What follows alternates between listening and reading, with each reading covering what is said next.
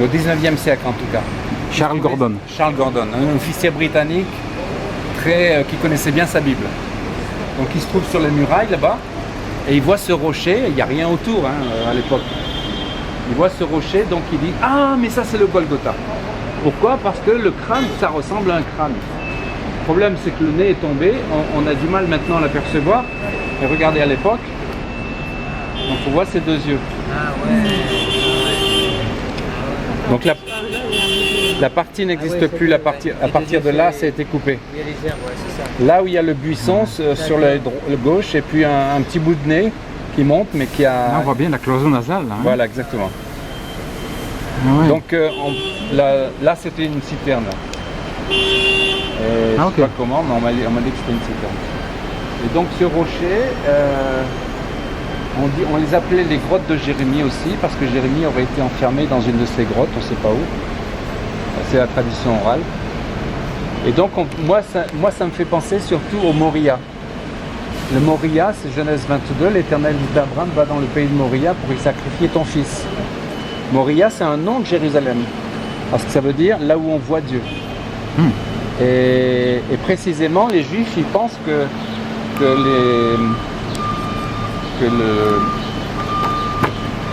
là où il y a le dôme du rocher, c'est là où il y a la pierre d'Isaac. Donc la partie haute de Jérusalem. Mais à l'époque, il n'y avait pas de discontinuité avec le rocher du Golgotha là. Donc il y avait cette partie haute. Pour moi, on est aussi sur le Moria à cet endroit.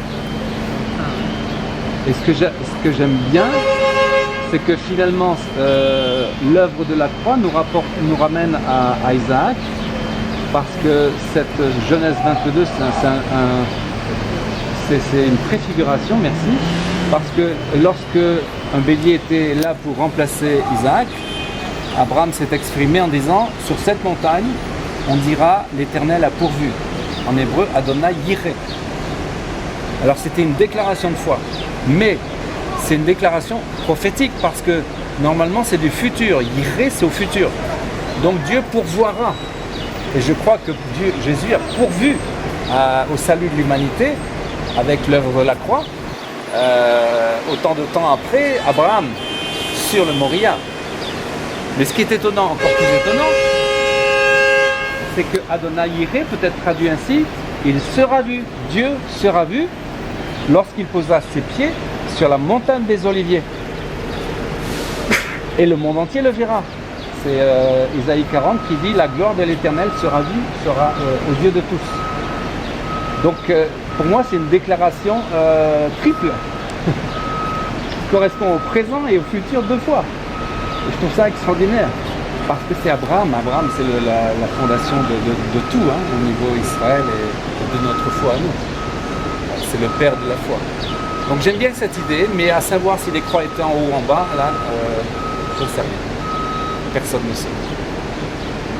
Moi j'aime bien l'idée qu'elles étaient sur le rocher. J'ai vu le film Ben-Hur et ça m'a convaincu. C'est très beau.